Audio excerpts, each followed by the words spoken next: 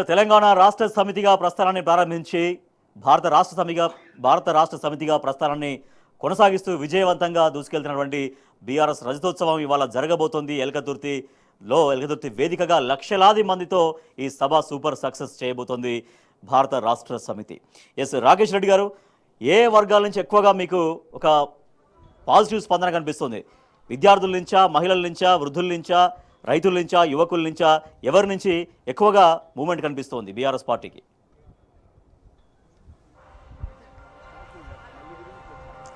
అంటే ప్రభుత్వం వచ్చిన దగ్గర నుండి, కాంగ్రెస్ ప్రభుత్వం వచ్చిన దగ్గర నుండి ప్రజలు కోటి ఆశలు పెట్టుకుంటే వాటిని వమ్ము చేసేటువంటి కార్యక్రమాన్ని ఈ రాష్ట్ర ప్రభుత్వం చేస్తూ వచ్చింది. ఏ ఒక్క రంగంలో కూడా వాళ్ళు విజయం సాధించలేకపోయింది. అది వ్యవసాయం కానీ, విద్య కానీ, వైద్యం కానీ, ఉపాధి కానీ, కార్మిక రంగం కానీ, లేదా ఇండస్ట్రీ కానీ, ఏ రంగంలో కూడా ఈ ప్రభుత్వం విజయం సాధించలేదు. ఒక విజన్ లేదు, ఒక పద్ధతి లేదు, ఒక ప్రణాళిక లేదు, ఒక చిత్తశుద్ధి లేదు. దాని కారణంగా ఈరోజు అన్ని వర్గాల ప్రజలు, ఏ ఏ ఏ వర్గాల ప్రజలైతే కాంగ్రెస్ పార్టీని అధికారంలో తీసుకొచ్చిందో వాళ్ళే ఈరోజు కాంగ్రెస్ పార్టీ ఎప్పుడెప్పుడు పోతుందా అని చెప్పి ఎదురు చూస్తున్నారు. ఉదాహరణకి మీరు చూసినట్టయితే యువత పెద్ద ఎత్తున ఆ రోజు కేసీఆర్ గారి ప్రభుత్వాన్ని వ్యతిరేకించి మార్పు పేరు మీద కాంగ్రెస్ పార్టీకి ఓట్లేసింది. కానీ తీరా చూస్తే జరిగింది ఏందయ్యా అంటే 2 లక్షల ఉద్యోగాల హామీ ఇచ్చి ఈ ఏడాదిన్నర కాలంలో కేవలం 7,000 ఉద్యోగాలు మాత్రమే ఇవ్వడం జరిగింది. 57,000 ఉద్యోగాలు ఇచ్చామని చెప్పి సంకలు గుద్దుకుంటున్నారు. కానీ వాస్తవానికి జరిగింది ఏంది? కేసీఆర్ గారు ఇచ్చినటువంటి నోటిఫికేషన్స్ ద్వారా వచ్చినటువంటి ఉద్యోగాలు 50,000 అయితే వీళ్ళు ఇచ్చేటువంటి నోటిఫికేషన్స్ ద్వారా వచ్చినవి కేవలం 7,000 మాత్రమే. ఇది మొత్తం యువత అందరికీ తెలుసు ఈ విషయం. కాబట్టి వాళ్ళు మాట్లాడుతున్నది ఏంటంటే, ఆ రోజు కేసీఆర్ గారే మాకు ఎక్కువ ఉద్యోగాలు ఇచ్చిండ్రు, కాంగ్రెస్ పార్టీ మమ్మల్ని మోసం చేసింది, కేవలం ఎన్నికల సామాగ్రిలాగా మమ్మల్ని వాడుకొని వదిలేసింది అని చెప్పేసి ఈరోజు రోడ్ ఎక్కుతూ ఉన్నారు. మనం చూసాం జియో 46 విషయంలో కానీ, జియో 29 విషయంలో కానీ, గ్రూప్ 1 విషయంలో కానీ ఎన్నో పోరాటాలు జరిగినాయి.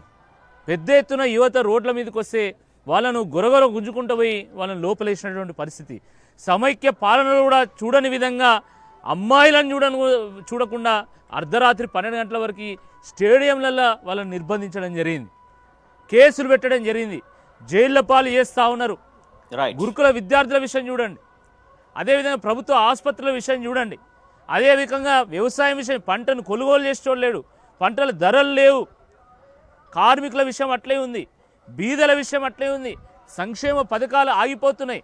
ఏమైనా మాట్లాడితే మాకు డబ్బులు లేవంటారు. వాళ్ళు నల్గొండ నుండి హైదరాబాద్ ఎంత దూరం ఉంటుందండి? గట్టికి కొడితే 100 కిలోమీటర్లు గంట సేపట్లో వెళ్ళొచ్చు. కానీ నల్గొండ పోవాలనుకుంటే హైదరాబాద్లో బేగంపేట ఎయిర్పోర్ట్కో, శంషాబాద్ ఎయిర్పోర్ట్కో పోయి అక్కడ హెలికాప్టర్ వేసుకొని పోయి నల్గొండలో దిగుతున్నారు. 2 గంటలు పడుతుంది. అంటే వాళ్ళు హెలికాప్టర్లలో తిరగడానికి డబ్బులు ఉంటాయి, కానీ ఫీజు రీంబర్స్మెంట్ డబ్బులు ఉండవు, స్కాలర్షిప్లు డబ్బులు ఉండవు. రేవంత్ రెడ్డి గారు 40 సార్లు వారు ఢిల్లీ పోవడానికి సమయం ఉంటుంది, డబ్బులు ఉంటాయి, 300 కోట్లు ఖర్చు పెడతారు. కానీ కనీసం ఒక 40 నిమిషాలు అశోక్ నగర్ రమ్మంటే రాలేకపోతున్నాడు. ఒక 300 కోట్లుగా ఫీజు రీంబర్స్మెంట్గా డబ్బులు ఏమంటే ఇవ్వలేకపోతున్నాడు. అంటే ప్రజల సొమ్మును ఈరోజు జల్సా చేస్తున్నారు కాంగ్రెస్ పార్టీ నాయకులు. అదిగాక ఏ బిల్లు రావాలన్నా ఈరోజు పర్సంటేజ్లు కావాలంటున్నారు. స్వయంగా కాంట్రాక్టర్లు అందరూ పోయి బట్టి విక్రమార్క గారి ఛాంబర్ ముందు ధర్నా చేసేటువంటి ఒక పరిస్థితి వచ్చిందండి. రక్తము మొత్తం చచ్చేదాకా పనిచేసినటువంటి ఉద్యోగస్తులు రిటైర్మెంట్ బోనస్ అడిగితే, రిటైర్మెంట్ బెనిఫిట్స్ అడిగితే ఈరోజు అక్కడ కూడా పర్సంటేజ్లు అడుగుతా ఉన్నారు. ఏ ఒక్క రూపాయి ప్రభుత్వ ఖజానా నుంచి బయటకు రావాలన్నా పర్సంటేజ్లు అడుగుతున్నారు. ఈ నేపథ్యంలో మాకు మళ్ళీ బీఆర్ఎస్ పార్టీ కావాలి, మాకు సారే రావాలి, మాకు కారే రావాలని నినదిస్తున్నటువంటి నేపథ్యంలో జరుగుతున్నటువంటి ఈ బీఆర్ఎస్ పార్టీ రజతోత్సవ సభ ఇది ప్రజల ఉత్సవంగా, ప్రజల పోరాట ఉత్సవంగా, ప్రజల ఉద్యమోత్సవంగా జరుగుతుంది. పెద్ద ఎత్తున ప్రజలు రాబోతున్నారు. ఒక జాతరలా ఇప్పుడు ఎంతైంది సమయము? 7:30, 8:30కు చూస్తే ఇప్పటికే స్థానిక ప్రజలందరూ కూడా ఇక్కడికి వస్తున్నటువంటి ఒక పరిస్థితి మనం చూస్తూ ఉన్నాం. కాబట్టి తప్పకుండా ఇది నా భూతో నా భవిష్యత్తు అనే విధంగా ఎల్కతుర్తి సభకు ముందు, ఎల్కతుర్తి సభకు తర్వాత అన్న చందంగా రాష్ట్ర రాజకీయాలు మారబోతా ఉన్నాయి. Right. Thank you so much Rakesh Reddy గారు, మీరు లైవ్లో జాయిన్ అయినందుకు. సో ఒక జాతరను తలపించే విధంగా ఎలకతుర్తి సభ జరగబోతుందంటూ రాకేష్ రెడ్డి చెప్తున్నారు. సారే రావాలి, మళ్ళీ కారే కావాలంటూ ప్రజలు కోరుకుంటారు. అదంతా కూడా ఇవాళ బహిరంగ సభలో రిఫ్లెక్ట్ కాబోతుందని చెప్తున్నారు. Thank you so much Rakesh Reddy గారు లైవ్లో జాయిన్ అయినందుకు. నరసింహారెడ్డి గారు, సో ప్రజలు ఒక స్వీయ రాజకీయ అస్తిత్వమే శ్రీరామ రక్ష అనేటువంటి భావనకి ఎట్లా రియలైజ్ అయ్యారు? ఇందాక మీరు చెప్పినట్టుగా గతం నుంచి కాంగ్రెస్ పార్టీగా ఎట్లా తెలంగాణ మోసం చేస్తూ వచ్చింది అనేది ఒకటైతే, తెలంగాణ ఆవిర్భావాన్ని తర్వాత ప్రధానమంత్రి స్వయంగా పార్లమెంటు వేదికగా అవమానించిన విధానాన్ని, ఇవన్నీ ఎట్లా గమనిస్తున్నారు? ఇవాళ రిస్క్ చేసి కాంగ్రెస్ ప్రభుత్వాన్ని ఎంచుకొని ఫెయిల్ అవుతున్నాం అన్నటువంటి రియలైజేషన్, ఆ ఆలోచన అదంతా కూడా ప్రజలు ఎట్లా కనిపిస్తుంది? ఒక స్వీయ రాజకీయ అస్తిత్వమే బాగుంటుంది, అది కూడా బీఆర్ఎస్తోనే సాధ్యమైనటువంటి కంక్లూజన్కి ఎట్లా జనం వచ్చారు అనేది. రాజేష్ గారు, మీరు ఆ మాట చెప్పినారు కాబట్టి స్వీయ రాజకీయ అస్తిత్వమే తెలంగాణకు శ్రీరామ రక్ష అని చెప్పినవారు ప్రొఫెసర్ జయశంకర్ గారు. జయశంకర్ గారు బతుకున్న కాలంలో చాలాసార్లు ఆయన ఏ మీటింగు తెలంగాణలో పెట్టినా పోయేవాళ్ళు.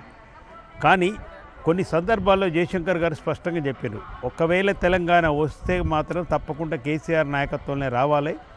తెలంగాణ నుడికారము, తెలంగాణ భాష, ఏ విషయాన్నైనా తెలంగాణ ప్రజలు నమ్మేటట్టుగా వాస్తవాలను చెప్పగల కెపాసిటీ ఒక్క కేసీఆర్ గారికి ఉందని స్పష్టంగా జయశంకర్ గారు అనేక సార్లు చెప్పినారు. ఈరోజు కూడా మీరు చూస్తే రాష్ట్రం సాధించిన తర్వాత అనేక కుట్రలు జరిగి ఏం చెప్తున్నారు ఇప్పుడు రేవంత్ రెడ్డి అండ్ గ్యాంగ్, ఈ అలీబాబా గ్యాంగ్ ఏం చెప్తున్నారు? 14 నుంచి 23 వరకు తెలంగాణ ధ్వంసమైందని చెప్తున్నారు. ఎట్లా ధ్వంసమైంది రేవంత్ రెడ్డి, నువ్వు జవాబు చెప్పాలి. 2014 కంటే ముందు తెలంగాణ ధ్వంసమైన తెలంగాణను అన్ని రంగాలలో అగ్రగామిగా నిలబెట్టిన ఘనత కేసీఆర్ గారు. నీకు లెక్కలున్నాయి, నువ్వు పెట్టిన శ్వేతపత్రాలలో, వాళ్ళు ఇచ్చిన శ్వేతపత్రాలనే అసెంబ్లీలో వాళ్ళే బయటపడ్డారు.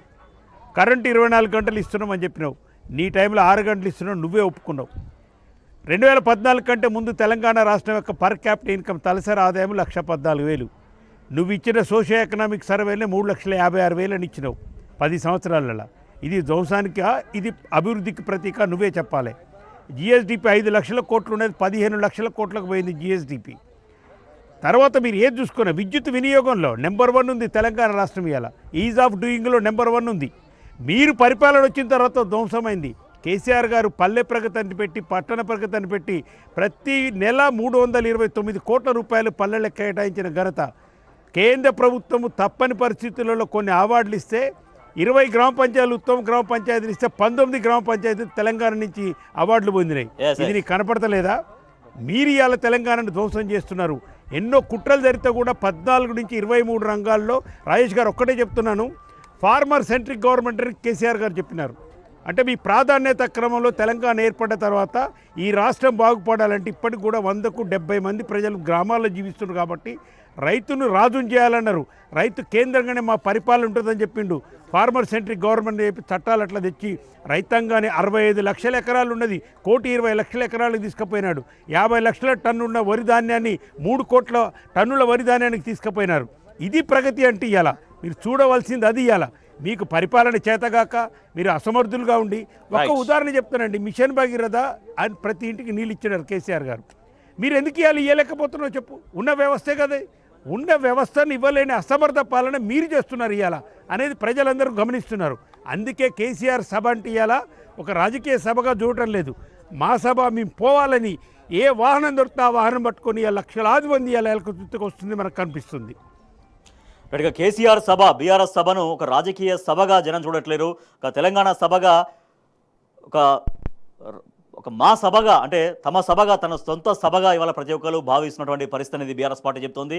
సో అందుకోసమే ఎక్కడ చూసినా కూడా మొత్తం ఒక గులాబీ వనాలను తలపించే విధంగా గులాబీ జెండా రెపరెపలతో ఏ దారి చూసినా, ఏ వాడ చూసినా, ఏ పల్లె చూసినా, ఏ పట్టణం వైపు దారి చూసినా కూడా అన్ని దారులన్నీ కూడా ఎలకతుర్తి వైపే వెళ్తున్నటువంటి పరిస్థితి. సో ఇప్పటికే దాదాపుగా అన్ని ఏర్పాట్లు చేశారు. దాదాపుగా 10 లక్షలకు అంచనా వేస్తుంది. కానీ 10 లక్షల కంటే మించినటువంటి అసంఖ్యాక జనం కూడా తరలి వస్తారని బీఆర్ఎస్ పార్టీ అంచనా వేస్తోంది. అందుకు తగ్గట్టుగా అన్ని కూడా ఏర్పాట్లు చేస్తుంది.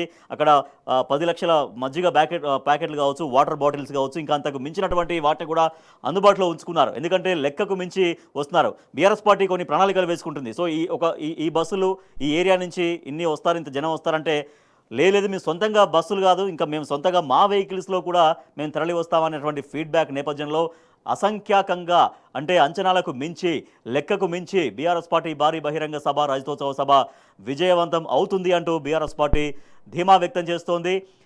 ఉద్యమ పార్టీగా ఎట్లా ప్రస్థానాన్ని కొనసాగించింది, ఉద్యమం చేసి గమ్యాన్ని ఎట్లా ముద్దాడింది, తెచ్చుకున్నటువంటి తెలంగాణను 10 సంవత్సరాల కాలం పాటు దేశంలో ఒక అగ్రగామిగా నాడు ముఖ్యమంత్రి కేసీఆర్ అట్లా నిలిపారు.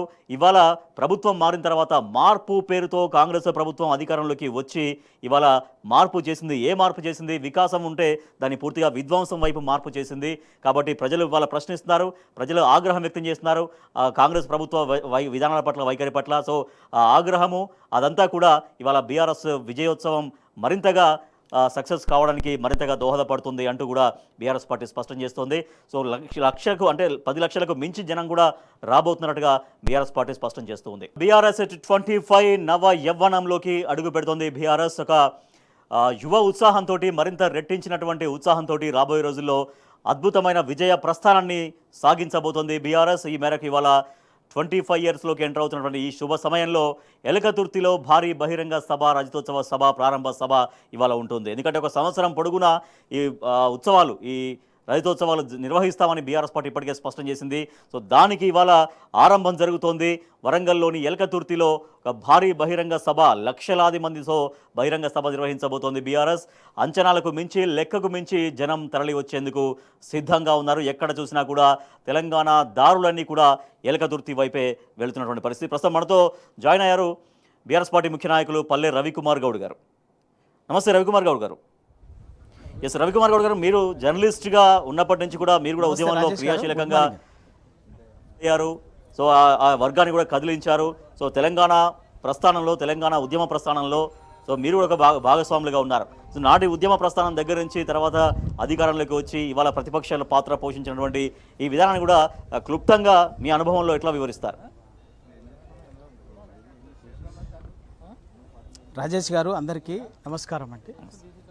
ఈరోజు తెలంగాణ రాష్ట్ర సమితి 25వ సంవత్సరంలోకి అడుగుపెట్టింది. రజతోత్సవ వేడుకని వాళ్ళ తెలంగాణ వ్యాప్తంగా ఊరూరా ఒక పండగ వాతావరణంతో అద్భుతంగా తెలంగాణలో అద్భుతంగా జరిగే ఒక మేడారం సమ్మక్క సారక్క జాతర ఏ విధంగా ఉంటుందో దాన్ని తలపించే విధంగా ఇవాళ వరంగల్ ఎల్కర్తుర్తిలో ఆ సభ నిర్వహించబోతుంది. దానికి ఇప్పటికే అద్భుతంగా తెలంగాణ ఊరూర నుంచి ఒక పండగ వాతావరణంలో వాళ్ళకు తోచిన పద్ధతుల్లో ఎడ్ల బండ్లతో వచ్చేటటువంటి వాళ్ళు ఉన్నారు, కాలినడకన వస్తున్నటువంటి వాళ్ళు, సైకిల్ యాత్రలతోటి, బైక్ ర్యాలీలతోటి ఎక్కడికక్కడ లక్షలాది మంది ఆల్రెడీ బయలుదేరి ఉన్నారు. ఒక అద్భుతమైన ఒక పండగ వాతావరణం జరుగుతున్నది.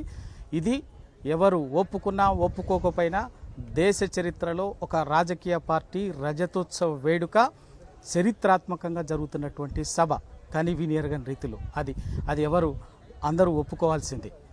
అయితే ఇవాళ ఆ టీఆర్ఎస్ పార్టీకి ఆ శక్తి ఎక్కడి నుంచి వచ్చింది అనేది ఇక్కడ మనం గమనించాల్సినటువంటి విషయం. ఈ దేశంలో అనేక సందర్భాల్లో, అనేక ప్రాంతాల్లో, అనేక అస్తిత్వాలతోటి, రకరకాల రాజకీయ ఎజెండాలతోటి పార్టీలు వచ్చినటువంటి మాట నిజం. వచ్చినటువంటి పార్టీలు, చాలా పార్టీలు ఎంతో స్వల్పకాలంలోనే మనుగడ సాధించలేక మూసేసుకున్నటువంటి, అట్లా అదేవిధంగా సుదీర్ఘకాలం పాటు ప్రయాణం చేస్తున్నటువంటి పార్టీలు కొన్ని మాత్రమే ఉన్నాయి. అందులో ఇవాళ టీఆర్ఎస్ ఒక తెలంగాణ అస్తిత్వంతో, తెలంగాణ ఆత్మగౌరవం ఎజెండాగా, తెలంగాణ సమాజ సాధికారత ఎజెండాగా నిలబడినటువంటి, అంకురార్పణ జరిగినటువంటి పార్టీ టీఆర్ఎస్ పార్టీ. ఇవాళ 25 ఏళ్ళు అద్భుతంగా ఎన్నో ఉత్థాన పతనాలను చూసి, ఎన్నో కుతంత్రాలని అధిగమించి వాళ్ళ నిటారుగా నిలబడినటువంటి పార్టీ టీఆర్ఎస్ పార్టీ. ఇవాళ తెలంగాణ సమాజానికి జెండా ఎత్తి, తెలంగాణ ఎజెండా ఎత్తిన రోజు నుంచి ఈ రోజు వరకు అనేక కష్టాలు నష్టాల్లో కూడా అప్రతిఘాతంగా కొనసాగుతున్నటువంటి పార్టీ టీఆర్ఎస్ పార్టీ. వాళ్ళ దాన్ని ఎవ్వరూ కాదనలేనటువంటి చారిత్రాత్మక సత్యం. అయితే ఇక్కడ ఒక్క విషయం గమనించాల్సింది ఏంటంటే, ఈ మధ్య కాలంలో చాలామంది తెలంగాణ ఉద్యమకారులమని, తెలంగాణ ఏదో సమాజం కోసం, వాళ్లే తెలంగాణ హితం కోరినట్టుగా, తెలంగాణ సంక్షేమం కోసం పనిచేసినట్టుగా, తెలంగాణ ఆకాంక్షల కోసం నిలబడి కొట్లాడినటువంటి వాళ్ళుగా ఎవరికి వాళ్లే క్లెయిమ్ చేసుకొని పెద్ద పెద్ద మాటలు మాట్లాడుతున్నటువంటి వాళ్ళు ఉన్నారు. వాళ్ళందరికీ కూడా ఇవాళ ఒక మాట చాలా స్పష్టంగా నేను అడుగుతున్నాను. ఆ రోజు తెలంగాణ టీఆర్ఎస్ రాష్ట్ర పార్టీ తెలంగాణ రాష్ట్ర సమితి ఆవిర్భావానికి ముందు వరకు 2001 ఏప్రిల్ 27వ తేదీ వరకు ముందున్నటువంటి తెలంగాణలో ఉన్నటువంటి పరిస్థితులు ఏంది ఇవాళ తెలంగాణలో? ఆ రోజు ఒకవైపున తెలంగాణ అణచివేత, దోపిడీ, వివక్ష, తెలంగాణ పట్ల అన్ని రంగాల్లో కుట్రపూరితంగా కుట్ర జరుగుతున్నటువంటి పరిస్థితులను ఒక భాగం అయితే, అప్పటికి తెలంగాణ సమాజము ఎటువంటి పరిస్థితుల్లో ఉండంటే కనీసం మాకు ఇది అన్యాయం జరిగింది అని చెప్పేసి మాట్లాడేటటువంటి వాళ్ళని వెంటాడి వేటాడి తరిమి కాల్చి చంపేటటువంటి చరిత్ర ఇవాళ మనకు అదే ఆ రోజు తెలంగాణలో మనకు అందరికీ తెలుసు. తెలంగాణ 2001 కంటే ముందు ఉన్నటువంటిది. ఇవాళ మాట్లాడేటటువంటి వాళ్ళకి అది ఏది తెలియదు. తెలంగాణ ఆ రోజు తెలంగాణలో 2001కు ముందు తెలంగాణలోని వాగులు, వంకలు, చెట్లు, పుట్టల్లో రక్తం పారనటువంటి ఏరు లేదు తెలంగాణలో. ఊర బూటకపు ఎన్కౌంటర్ల పేరు మీద, ఆ పేరు మీద, ఈ పేరు మీద వందలాది వేలాది మంది యువతని, బుద్ధిజీవులని, సమాజం కోసం పనిచేసేటటువంటి వాళ్ళని కేసులలో, అక్రమ కేసులలో చేస్తుంటే ఆ రోజు మాట్లాడినటువంటి వాళ్ళు లేరు. ఈ పెద్ద మనుషులే కదా ఆ రోజు వాళ్ళకి ఎవడైతే తెలంగాణ వ్యతిరేక శక్తులుగా పనిచేసినటువంటి వాళ్ళకి తెలంగాణను రాజకీయంగా, ఆర్థికంగా, సామాజికంగా, సాంస్కృతికంగా అణిచివేసినటువంటి వాళ్లకు తొత్తులుగా, ఏజెంట్లుగా, దళారులుగా, బ్రోకర్లుగా పనిచేసినటువంటి వాళ్ళు ఇవాళ కొత్త అవతారాలు ఎత్తి వీళ్ళే తెలంగాణ సమాజోద్ధరకారులుగా మాట్లాడుతున్నారు. ఖచ్చితంగా సమాజం ఇవాళ అందుకే ఇది మళ్ళొక్కసారి తెలంగాణ సమాజం తనను పునశ్చరణ చేసుకొని తనను నిర్వచించుకొని తాను దిశను నిర్దేశించుకునేటువంటి సందర్భం ఇవాళ అదే. ఖచ్చితంగా ఎల్కతుర్తిలో ఈరోజు కేసీఆర్ గారు ఈ రజతోత్సవ వేడుక సందర్భంగా తెలంగాణ సమాజానికి, తెలంగాణ హితం కోరే వారికి, తెలంగాణ మంచి కోరేటటువంటి వాళ్ళకి దిశను ఈ వేడుకగా ఇవాళ నరసింహారెడ్డి గారు, సో రెండు సార్లు ప్రజల అభిమానంతో అధికారంలోకి వచ్చింది బీఆర్ఎస్ పార్టీ. సో అద్భుతమైనటువంటి పరిపాలన అందించింది. సో ఎంత సాధ్యమైతే అంత పరిపాలనను ప్రజలకు అందించగలిగారు. కానీ మేము తెలంగాణ ఇచ్చాం కాబట్టి మాకు ఒక్క అవకాశం ఇవ్వండి అంటూ ఫస్ట్ టైం ఇవ్వలేదు, రెండోసారి ఇవ్వలేదు, మూడోసారి ఇవ్వండి, మేము మార్పు తీసుకొస్తామని చెప్పి సరే ప్రజలు కూడా కన్విన్స్ అయి ఉంటారు. సరే మనం చూద్దాం, ఒకసారి అవకాశం ఇద్దామని. ఇవాళ అవకాశం ఇచ్చినటువంటి ప్రజలు ఏం భావిస్తున్నారు, ఎట్లా ఫీల్ అవుతున్నారు? సో ఆ ప్రభుత్వం చెప్పినటువంటి మాటలు ఏంటి, ఆ హామీల విస్మరణ ఏంటి, తెలంగాణ ఇచ్చామని చెప్పుకున్నటువంటి వాళ్ళు తెలంగాణను ఎంతవరకు బాగు చేస్తూ ఉన్నారు ఇవాళ? ఇప్పుడు మీరు ఆలోచిస్తే రాజేష్ గారు, 2023లో జరిగే ఎన్నికల్లో కాంగ్రెస్ పార్టీ ఒక బూటకు హామీలు, ఒక అబద్ధపు ప్రచారాన్ని, ఒక ఎమోషనల్ బ్లాక్మెయిలింగ్ టైప్లో చేసిన దాని ఫలితమే వాళ్ళకు అధికారం వచ్చింది. అంతకు మించి రాష్ట్ర పరిస్థితుల గురించి కానీ, రాష్ట్ర పరిపాలన గురించి కానీ అసలు కాంగ్రెస్ పార్టీకి ఏమి తెలియదు. ముఖ్యంగా ఇప్పుడు మనం ముఖ్యమంత్రి రేవంత్ రెడ్డికి అసలే తెలియదు. ఎందుకంటే ఉద్యమంలో లేడు, తెలంగాణ అంటే తెలియదు, తెలంగాణ సోయి లేదు, తెలంగాణ ఆత్మ లేదు. ఎంత పాప చంద్రబాబు నాయుడుకు బ్యాగులు మోసి, చంద్రబాబు నాయుడు చెప్పులు మోసిన చరిత్ర ఆయనకుంది. కానీ తెలంగాణ అంటే ఆయనకేం తెలుసండి అసలు ఏమన్నా తెలంగాణ ఎక్కడైనా ఒక పదం చెప్పమానండి. తుపాకులు పట్టుకొని ఉద్యమకారులకు పోయిన నీచుడు కదా, దుర్మార్గమైన చరిత్ర కదా రేవంత్ రెడ్డిది. తెలంగాణ ఉచ్చరించే చరిత్ర ఉందా అసలు? రేవంత్ రెడ్డికి అర్హత ఉందా అసలు? దురదృష్టం కాంగ్రెస్ పార్టీ చేతకాక ఆయన పెట్టిన ముఖ్యమంత్రి. కానీ అంతకుమించి ఏముందండి? పరిపాలన అంటే ఆయనకేం తెలుసు అసలు? తెలంగాణ అంటే ఆయనకేం తెలుసు? ఇలా స్వచ్ఛమైన తెలంగాణను, బలీయమైన బలవంతమైన తెలంగాణ చేతులు పెడితే ఇలా బలిపీఠం మీద నిలబెట్టినాడు. నేను ఒక్కటే ప్రశ్నిస్తున్నా రేవంత్ రెడ్డి కానీ కాంగ్రెస్ నాయకులు కానీ, మీకు దమ్ముంటే మీ ప్రాధాన్యత క్రమం ఏందో 5 సంవత్సరాల ప్రాధాన్యత క్రమం చెప్పండి. మీరు ఇచ్చిన 6 గ్యారంటీలలో 13 పథకాలు ఉన్నాయి. మీరు ఏ వేదిక మీదనైనా పర్వాలేదు, ఈ 13 పథకాలలో 6 గ్యారంటీలో ఒక్క గ్యారంటీ సంపూర్ణంగా మేము అమలుపరిచిన గ్యారంటీ చెప్పండి దయచేసి. ఎన్నో టీవీ డిబేట్లలో అడిగి నేను ఒక్క కాంగ్రెస్ నాయుడు నోరిప్పాడు. మహాలక్ష్మి పథకం చేసినామండి. ఎక్కడ చేసినాం? మహాలక్ష్మి పథకంలో ఉన్నాయేంటి? 3 ఉన్నాయల్లా. ఫస్ట్ ఉన్నది ప్రతి 18 సంవత్సరాలు నిండిన ప్రతి మహిళకు తెలంగాణకు నెలకు 2500 ఇస్తామన్నారు. రేవంత్ రెడ్డి సిగ్గుండాలను మాట్లాడటానికి. ఈ రాష్ట్రంలో ఎన్నికల ప్రకారము, తెలంగాణ ఎన్నికల కమిషనర్ ప్రకారము 3,30 లక్షల ఓటర్లు ఉన్నారు. అంటే 10 సంవత్సరాలు నిండోళ్ళు 50% మహిళలు ఉంటారు. 1,60,000 మంది ఉన్నారు. దరిదాపు 1,60,000 నువ్వు అన్ని తీసేసిన 80 లక్షల మందికి అయితే నువ్వు ఇవ్వాలి కదా. ఒక్క మహిళకి ఇచ్చినా 2,500. 80 లక్షల మందికి 16 నెలలుగా నువ్వు బాకీ పడి ఉన్నావు 2,500. సిగ్గు లేకుండా మహాలక్ష్మి పథకం అమలు చేసినామంటారు. ఇక రైతు ఏంది రుణమాఫీ. ఎంత మోసం రాజేష్ గారు ఇది. 49,500 కోట్లు అని ప్రకటించారు. ఇక లగెత్తరి కేసీఆర్ 1,00,000 చేసి మీరు 2,00,000 చేస్తారంటే పోయి అమాయక రైతులు పాపం ఈయన మాటలు నమ్మి పోయి తెచ్చుకున్నారు. 49,500 కోట్లు ఇచ్చి నెలకు కాకముందే దాన్ని 31,000 కోట్లు చేసి 40,000 కోట్లు చేసిండు. 15 రోజులు కాగానే మళ్ళీ క్యాబినెట్ నిర్ణయమైన 31,000 కోట్లు చేసిరు. తీరా బడ్జెట్ పెట్టి 26,000 కోట్లని చేసిండు. ఎంతకు రుణమాఫీ జరిగిందండి? 18,000 కోట్లని చెప్పిరు వాళ్ళే, కానీ 12-13,000 కోట్లే క్షేత్రస్థాయి, అంతకంటే ఎక్కువ జరగలేదు. పరిపాలన ఇవాళ ఈ చేస్తున్న కాంగ్రెస్ పార్టీకి పాయింట్ కంక్లూడ్ చేయండి పాయింట్ కంక్లూడ్ చేయండి. సరే, ఇట్స్ ఓకే. రెడ్డి గారు ఒక 1 వర్డ్లో చెప్పండి, సమయం కూడా చాలా తక్కువ ఉంది. పల్లె రవికుమార్ గారు కూడా మాట్లాడాలి. ఒకటే వర్డ్లో ఏం చెప్తారు వాళ్ళ సభ గురించి? 1 word, single వర్డ్లో.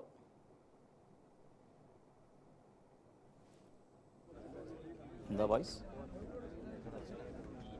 Right, okay. Ravikumar Goud garu, so ఒక నూతన ఉత్సాహంతో ఇవాళ ఈ ఉత్సవాన్ని జరుపుకుంటుంది బీఆర్ఎస్. సో రాబోయే రోజుల్లో ఇదే ఉత్సాహాన్ని ఒక యువతకు మరింతగా ప్రోత్సహించే విధంగా, లీడర్షిప్ని మరింతగా తయారు చేసే విధంగా, అందరినీ కూడా కలుపుకొని పోయే విధంగా బీఆర్ఎస్ ప్రస్థానం ఎట్లా ఉండే అవకాశం ఉంది? కంక్లూడింగ్ చెప్పండి. ఒక్కటే అండి, ఇవాళ తెలంగాణ సమాజానికి ఎప్పటికీ కూడా ఫర్ ఎవర్ శ్రీరామ రక్ష టీఆర్ఎస్ కేసీఆర్ గారే. ఎందుకు అంటే ప్రజలు కాంగ్రెస్ పార్టీ మోసపూరిత హామీలకి మోసపోయి 420 హామీలకు మోసపోయి అధికారం అప్పచెప్తే ఈ 17 నెలల కాలంలో అన్ని వర్గాల ప్రజల్ని గోసపెట్టడం తప్ప వాళ్ళు చేసింది ఏం లేదు. ఇప్పుడే నర్సారెడ్డి గారు వివరంగా అన్నీ చెప్పిండ్రు, ఏ వర్గాన్ని ఎట్లా మోసం చేసిందని చెప్పిండ్రు. నేను మళ్ళీ ఆ వివరాలు పోకుండా అన్ని వర్గాల్ని మోసం చేసింది. ఆ మోసాలను ఎప్పటికప్పుడు మోసం చేయటమే కాకుండా ప్రజలని ఇండ్ల మీదికి హైడ్రా పేరు మీద, మూసి ప్రక్షాళన పేరు మీద, తర్వాత లగచర్లలో, రామన్నపేటలో సిమెంట్ ఫ్యాక్టరీ, అక్కడెక్కడ ప్రజల భూములు గుంజుకోవటం కోసం ప్రజల మీదకి బుల్డోజర్లు తీసుకొని వచ్చి దౌర్జన్యంగా అధికార అహంకారంతో ప్రజల మీదకి వస్తే ఇవాళ ప్రజల తరఫున నిలబడి కొట్లాడినటువంటి పార్టీ ఓన్లీ టీఆర్ఎస్. కేసీఆర్ గారు, కేటీఆర్ గారి నాయకత్వంలో, వర్కింగ్ ప్రెసిడెంట్ కేటీఆర్ నాయకత్వంలో టీఆర్ఎస్ శ్రేణులే పనిచేసినాయి. అదేవిధంగా మొన్నటి హైదరాబాద్ సెంట్రల్ యూనివర్సిటీ భూములకు సంబంధించిన వ్యవహారంలో అక్కడి విద్యార్థులు తిరగబడితే ఆ విద్యార్థుల మీద దాష్టికాన్ని చూపించి ఎంత అన్యాయంగా దుర్మార్గంగా వ్యవహరించినప్పుడు కూడా వాళ్ళ పక్షాన్ని నిలబడింది కూడా, ఒక ధైర్యంగా వెనుదనుగా నిలబడింది కూడా ఇలా బీఆర్ఎస్ పార్టీ. కాబట్టి ఖచ్చితంగా ఈరోజు తెలంగాణ రాష్ట్రానికి, తెలంగాణ సమాజానికి బీఆర్ఎస్ పార్టీ కేసీఆర్ గారే వెనుదన్నుగా ఉంటారు. కాంగ్రెస్ పార్టీ ఇచ్చిన ప్రతి హామీని మెడలు వంచి ప్రజాక్షేత్రంలో మెడలు వంచి చేసేంత వరకు ప్రత్యక్ష పోరాటం చేయడంతో పాటు తెలంగాణ సమాజం కోసం ప్రతి అంశంలో కూడా నిలబడి పార్టీ పనిచేస్తుంది. రేపు ఈ 3.5 ఏళ్ల కాలంలో కూడా ఇంకింత సమరోత్సాహంతో, ఇంకా రెట్టింపు ఉత్సాహంతో పనిచేస్తుంది. బరాబర్గా తెలంగాణకు ఇప్పుడు 2 శక్తుల నుంచి ప్రమాదం పోషించింది. ఒక మోసపూరిత కాంగ్రెస్ పార్టీ నుంచి, విద్వేష రాజకీయాలు చేసే మోసపూరిత రాజకీయాలు చేసే కాంగ్రెస్ పార్టీ నుంచి ఒకటి, రెండవది విద్వేష రాజకీయాలను తెలంగాణ సమాజంలో పాదుకొల్పాలనుకునేటువంటి ఒక మతతత్వ బీజేపీ నుంచి కూడా ఇవాళ కాంగ్రెస్ తెలంగాణ సమాజాన్ని కాపాడుకోవాల్సినటువంటి అవసరం ఉంది. దానికి టీఆర్ఎస్ పార్టీ వెన్నుదన్నుగా నిలబడుతున్నారు.